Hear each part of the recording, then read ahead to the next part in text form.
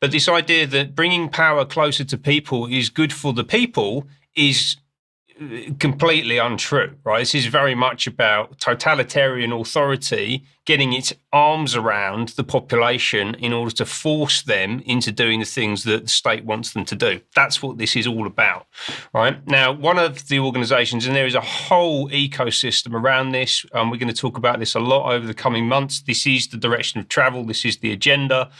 This one organisation right slap bang in the middle of it all, Collaborate, CIC, community interest company, importantly. That's a new type of structure, which I'll come back to a bit later on. But Collaborate is apparently about building a collaborative society. This is a communitarian, neo-Marxist, Fabian, whatever term you want to use, society. It's not based around individual liberty, freedom of expression, private enterprise, natural law, any of the things that are the foundations of our nation that are being eroded and destroyed by organisations like this, quite frankly.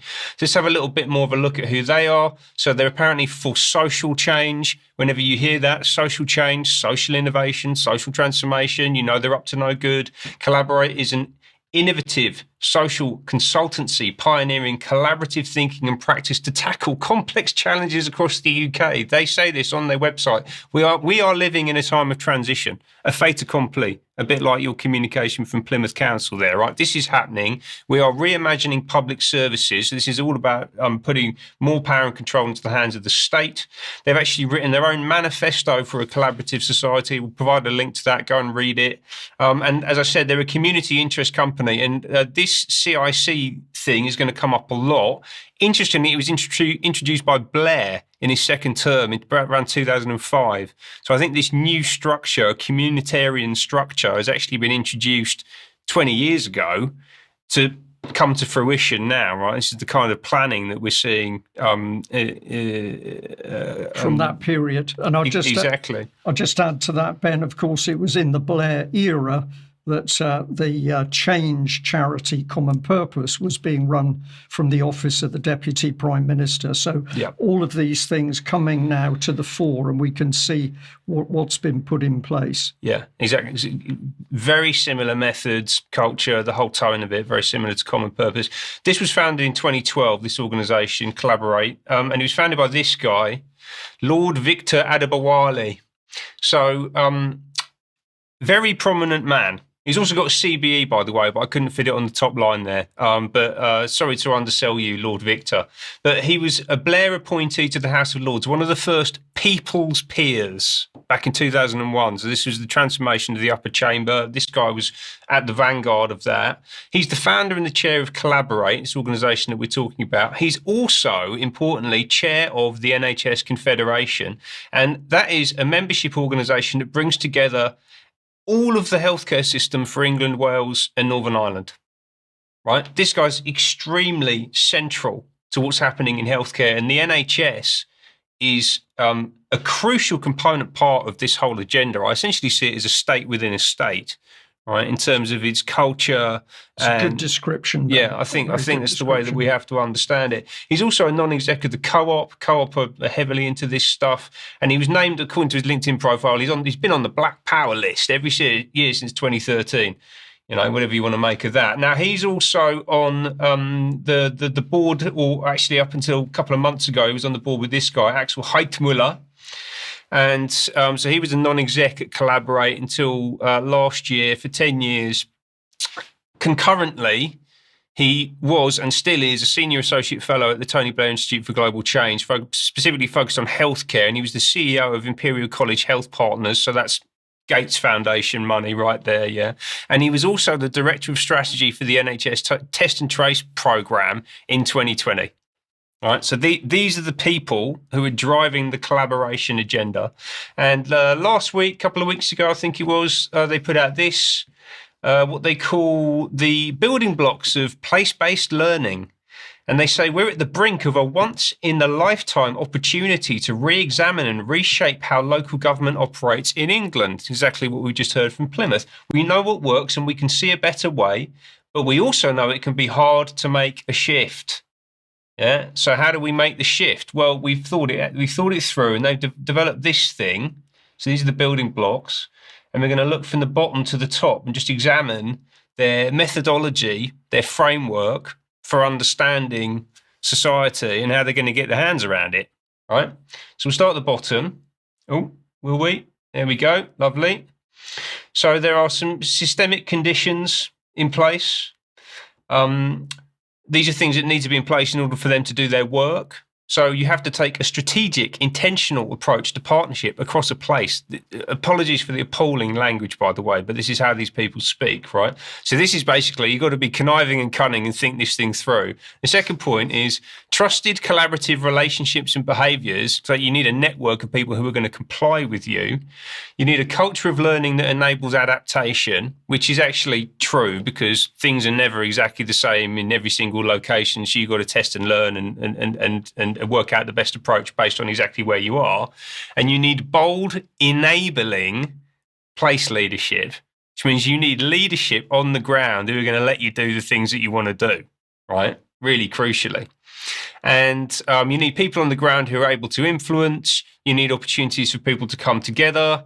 You need a real focus on voluntary, community and faith organisations. Those are key systemic partners for collaborating the people that are trying to progress this agenda towards collaborative working, towards a communitarian system, right? And they look at the system as a totality. So interestingly, we normally talk about global, national, down to regional. They've actually got rid of the global and the national. They've started straight in at regional and then counties, towns, cities and districts. You're building from the bottom up, basically. So neighbourhoods is at the top. And that's the most important part of this for them. And a lot of this is to do with the NHS, right? So they're using NHS language. So a locality is aligned with a PCN. That's a primary care network. Right, so they're already thinking, probably because of Lord Victor's role with the NHS Confederation, about how to zone out the country based on the NHS and how it's organised, right? And then they're looking at London boroughs, it's about 100,000 people, an NHS neighbourhood, which is the new organisational model for the NHS, 30,000 to 50,000 people. And they're looking at introducing, well, look, citizens' assemblies, we can see there. Participatory democracy, we can see there. Community wealth building, which is about basically the destruction of private wealth. Everything becomes owned by the community, ergo the state. Ultimately, that's what they're doing here. And parish councils, I can see up there, Ben. Parish councils, top left. So actually, yeah, that's if you're reading the document from the top down, that's the first thing that they noticed in the neighbourhood section. Right, and this is we're talking hyper-local. Look at the top line there, underlined in red. Hyper-local decision-making, 150 to 1,500 people. Yeah, they're going extremely granular here, and what they're doing is thinking through all of the different component parts of society that they want to influence and get their arms around in order to force us, the whole of the society, every single member of the population, into compliance with their new collaborative, communitarian, globalized system, right? That's what this document is explaining to us, okay? And there's a bunch of things in there. So we talked about parish council. If we just get that back on screen quickly, I'm going to talk through just a few more.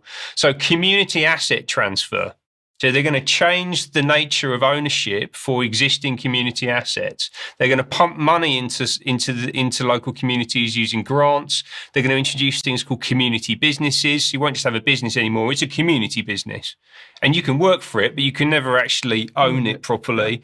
And also, crucially, you can never establish generational wealth over decades or centuries or even longer, because everything's owned centrally by the community and not by you as an individual, right? You've got community champions, community anchors, councillors as community activists. That's a big one there, slap bang in the middle. So this idea that councillors, you're not a councillor anymore, you're some kind of change agent who has to galvanise activists and make things happen. You can't just do your job and, administer the really simple, basic things that we need going on in society. You have to be constantly pushing towards a new world order, ultimately, right? And then all of this is going to deliver the most. I won't read all of these out because there's a lot in here. We'll provide a link to it though, and I'd suggest downloading it and having your own copy, right? Because this is the game plan for these people. But you can see there in the bottom left, civic participation and trust. People with the power to change what happens in their community. Yeah, power to change. There's actually a charity called Power to Change that is in this ecosystem, and it's got people working right next to Keir Starmer and This is absolutely embedded into the whole of the system. And it's critical to mission delivery, right? So we talked about this organisation, ICON, the Independent Commission on Neighbourhoods, back in March this year, I believe it was. They say there is no pathway to mission delivery without putting neighbourhoods front and centre. And this is what David Halpin from the Behavioural Insights team is spending his time working on right now. This is his project. They've also mapped out, I showed this as well at the time, the entire UK, looking at what they call deprived neighbourhoods that they're going to focus on for state intervention. Yeah, so they've got the whole country scoped out for being brought into this new system. And as I said, this is absolutely reflected in language and policy in the NHS. They're right centre in this. So we've got the neighbourhood health guidelines saying that there's an urgent need to transform the health and care system to a neighbourhood health service, which again is about bringing power closer to the people. It's not about people having more power. And actually, they're already pouring billions of pounds into making this happen inside the NHS, including this £1.5 billion programme for the plan for neighbourhoods with 75 areas they've already identified. And this whole thing is already hit the road, basically. It's already hit the road. The organisation's been set up across the whole of UK, and buildings have been built to bring in this new system of governance. So it's real. IRL, physical infrastructure is there. It's happening. Yes. Yeah, crucially. Okay, so you heard it on UK Column News. We're going to do more, of course, on subsequent news episodes. But just be aware, while you get focused on what's happening overseas or the dross of the BBC, this is the real threat to people in this country. A government which doesn't like us, doesn't want to help us, and it's going to bring in a new system of government, but we know how it's being done. What are we going to do? Well, the key thing is to get people together and make them aware of what's happening. So that's a good time to remind people that on the 18th of October, we'll be having our UK column on location in York. Absolutely fantastic venue. We'll be well up country. And so, Diane, we're very much hoping that people in your locality and across the border into Scotland will be able to join us. So that's going to be fantastic. Now, tomorrow at 1 o'clock, it's not an interview, it's a discussion, but I was together with Gemma Cooper. We are discussing in a very relaxed way the very serious issue of the conference we'd attended back last Friday week, if I've got my days right, and that was about mothers who'd lost children to social services. So very, very interesting discussion, and very nice to see Gemma Cooper on camera with us for that. So do tune in tomorrow at 1 o'clock. We've also got Germ tonight at 7 o'clock. He's going to be having a look at women's liberation, enslaved women. So that will be a very interesting interview with Rachel Wilson. What else have we got coming up? We've got the Irish Medical Council. They've got a meeting. So that's tomorrow, Tuesday, the 10th of June at 1 p.m. Our Irish Medical Council, Kingdom House, Dublin. And after 3 years of vindication, but independent medical regulators are still being sanctioned, and Irish doctors are still being persecuted and censored. Medical regulators are still sanctioning the doctors. Irish doctors are still being persecuted and censored. So this is the opportunity to stand up with people in the medical profession in Ireland. Now, Diane, let's bring you on screen. You've been very patient. We've had a lot to cover today. And I know that in extra time, the team of three of us here are going to be talking a lot more about what's happening in the country. But you've been out and about, and you've also been really doing some great work to increase the amount of material on UK Column website. What have you got?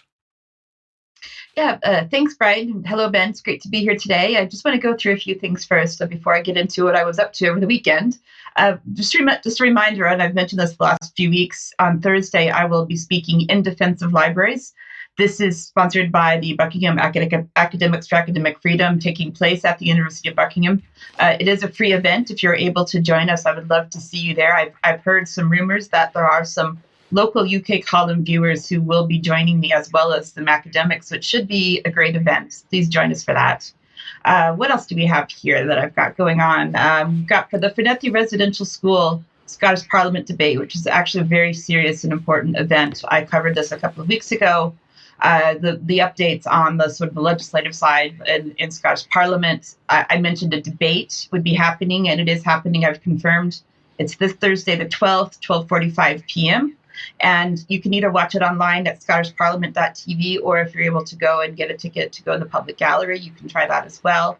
I would like to note that because of all of the work that UK Column has been doing for Fernethy for the past 3 years is the reason directly that I believe that it's made it to the floor. This is in relation to Alex Cole-Hamilton, who's one of the MSPs who have been supporting Fernethy from the beginning, and Colin Smith, who's one of the constituent MSPs of one of the Fernethy survivors.